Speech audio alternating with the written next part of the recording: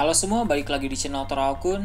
Sebelum pembahasannya dimulai, silahkan klik tombol subscribe dan aktifkan lonceng notifikasinya supaya kalian gak ketinggalan info dan teori terbaru dari Mimin.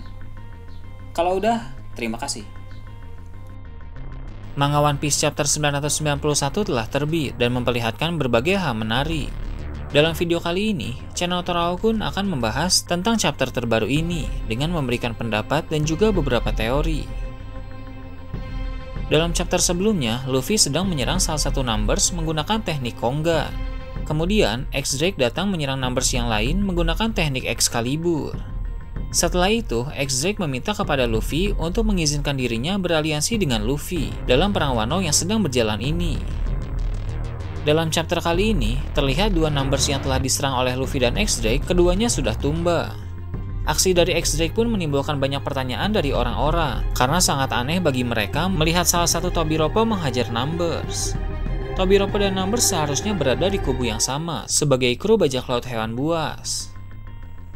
Saat sedang berdiri bertatapan dengan Luffy, X-Drake teringat kenangan saat bersama Koby, di mana Koby sedang membahas soal Luffy.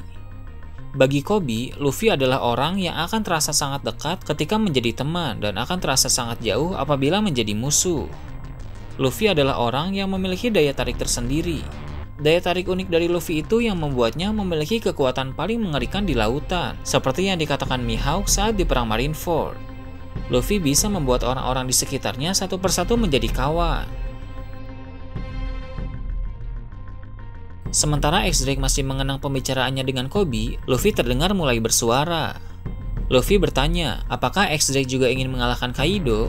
Kemudian dijawab oleh X-Drake bahwa tujuannya sama dengan tujuan Luffy, walau ada hal yang tidak bisa dijelaskan. Tiba-tiba, Zoro datang menyerang X-Drake, yang untung saja berhasil ditangkis. Zoro menduga X-Drake punya rencana tersembunyi dan menghimbau agar Luffy tidak terkecoh.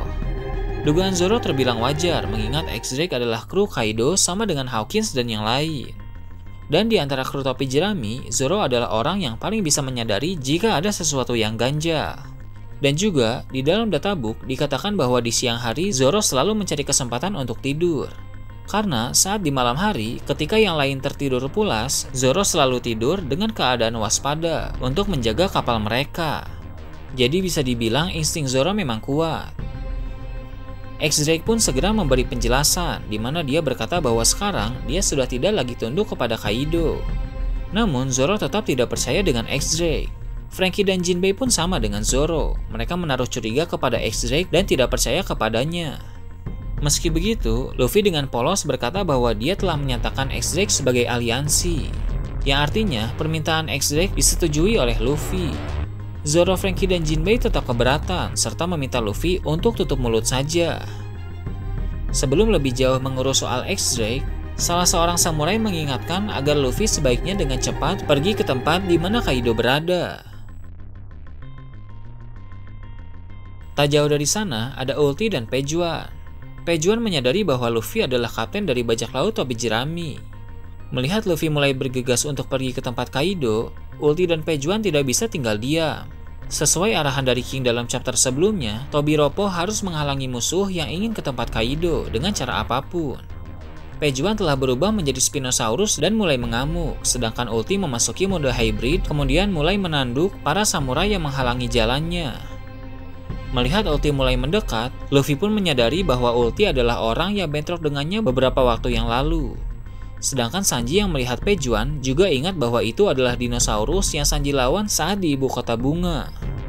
Di tengah situasi yang panas karena pertempuran di mana-mana, Sanji masih sempat-sempatnya memperhatikan Ulti dan menganggapnya sebagai nona manis. Para samurai yang menghalangi Ulti dan Pejuan tampaknya tidak berdaya, sehingga mereka berdua semakin mendekati Luffy. Pejuan berkata bahwa jangan harap Luffy bisa melawan Kaido untuk kedua kalinya. Namun, tiba-tiba Pejuan terkena serangan tepat di kepalanya. Ulti terkejut melihat adik tercintanya itu terkena serangan, kemudian Ulti pun melihat ke arah Nami. Namun, serangan itu bukan dari Nami, melainkan dari Usopp yang sedang bersembunyi di belakang Nami. Usopp dan Nami pun melarikan diri dari sana, di mana Ulti dan Pejuan mengejar mereka. Sepertinya, lawan utama bagi Usopp dan Nami dalam perang Wano ini adalah Ulti dan Pejuan. Menarik untuk menantikan apakah mereka berdua sanggup melawan dua Tobiropo itu, atau nantinya akan ada orang yang membantu mereka. Sanji mempercayakan Nami kepada Usopp dengan meminta Usopp untuk melindungi Nami. Kemudian, Sanji menemani Luffy menuju ke tempat Kaido. Namun, belum jauh langkah mereka, tiba-tiba Luffy meminta Sanji untuk menutup telinga. Rupanya, di sana ada Appo yang menyerang mereka menggunakan jurus musik miliknya. Sebelum Appo menyerang, Luffy sudah tahu duluan karena Luffy sedang fokus sehingga dia bisa menggunakan Kenbunshoku Haki yang bisa melihat sedikit masa depan. Appo bilang bahwa memang benar Luffy sudah tahu soal jurus Appo, tapi dia ragu apakah Luffy bisa menghadapinya sambil menutup telinga. Di sana Appo menyebut nama dari 3 numbers yang sudah tumbang, yang bernama Jaki, Goki, dan Juki. Appo merasa kasihan karena para numbers yang bisa menghancurkan banyak kota, 3 di antaranya harus tumbang dengan cepat dalam perang Wano. Dari sini juga terkonfirmasi bahwa total jumlah numbers ada 10 orang. Dari belakang Appo muncul numbers bernama Hacha yang mengangkat salah satu numbers yang telah tumbang tadi. Rupanya Hacha berniat menggunakan tubuh numbers itu sebagai senjata. Appo pun meminta Hacha untuk memperlihatkan bagaimana jadinya apabila raksasa kuno sedang mengamuk. Di sana, Sanji mengingatkan Luffy agar terus saja berlari dan tidak perlu meladeni Appo maupun numbers. Sedangkan Franky yang tak jauh dari sana bilang bahwa kolam miliknya tidak akan cukup setelah dia tahu bahwa numbers berjumlah 10 orang. Jinbei juga mengatakan bahwa numbers itu menakutkan, yang mana sepertinya Jinbei tahu soal mereka. Kemudian diperlihatkan numbers Hacha yang kagum saat melihat robot General Franky dan dia mulai mendekatinya. Jinbei meminta Franky untuk berlari karena mereka tidak bisa membiarkan para numbers mengamuk lebih parah lagi. Setelah itu, diperlihatkan Zoro sedang bertarung melawan X-Drake. X-Drake menjelaskan kepada Zoro soal dirinya yang diserang oleh rekan-rekannya dalam bajak laut hewan buas. Sehingga pada akhirnya nanti jika bajak laut topi jerami dan pasukan pemberontak berhasil menang, maka akan menguntungkan X-Drake. Oleh sebab itulah dia ingin bergabung. Zoro bilang X-Drake memang terlihat jujur, tapi X-Drake seperti masih merahasiakan sesuatu. Tentu yang X-Drake rahasiakan adalah soal identitasnya sebagai kapten pasukan Sword. Dia bisa jujur soal apa saja, tapi kalau terkait dengan Sword, jelas dia tidak bisa bilang kepada orang lain. Sementara mereka bertarung sambil mengobrol, terlihat Appo berlari tak jauh dari mereka untuk pergi memanggil numbers yang lain.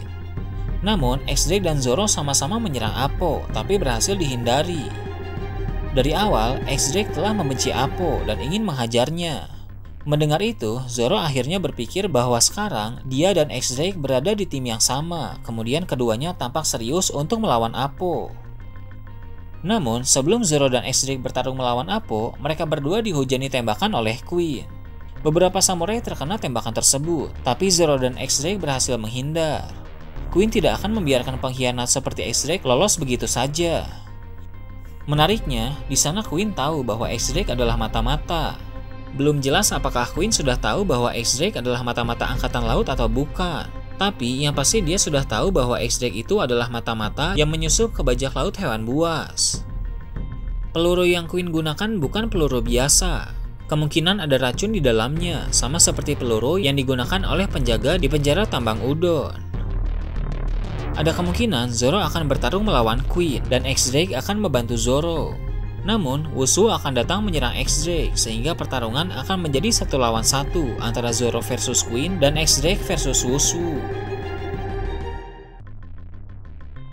Cerita kemudian beralih ke atap istana Kaido yang juga sedang memanas. Salah satu tanduk Jack patah, terlihat dia telah dikalahkan oleh Inuarashi dan Nekomamushi.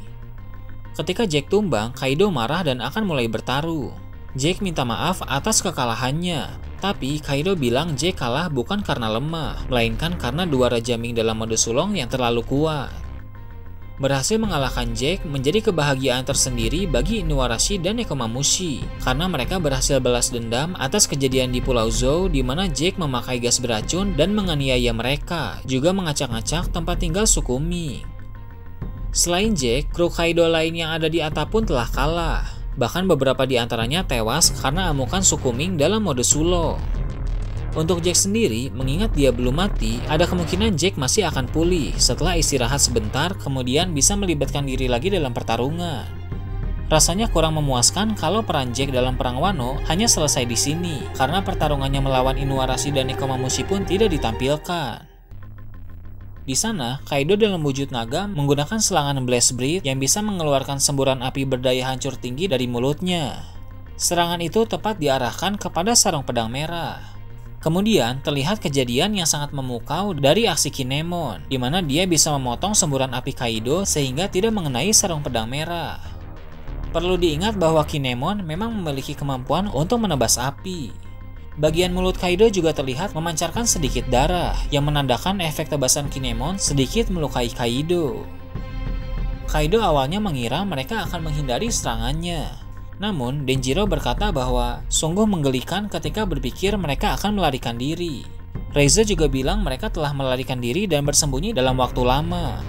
Asura Doji melanjutkan, kali ini sebagai samurai Oden, izinkanlah mereka untuk mati.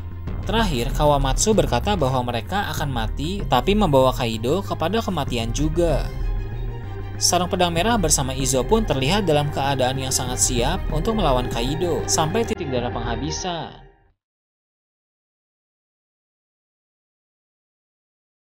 Nah itu tadi, teori dan review tentang One Piece chapter 991.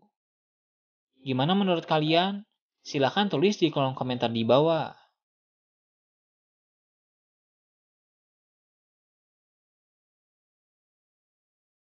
Oke, segitu aja untuk pembahasan kali ini. Jangan lupa like, share, dan subscribe untuk video menarik selanjutnya.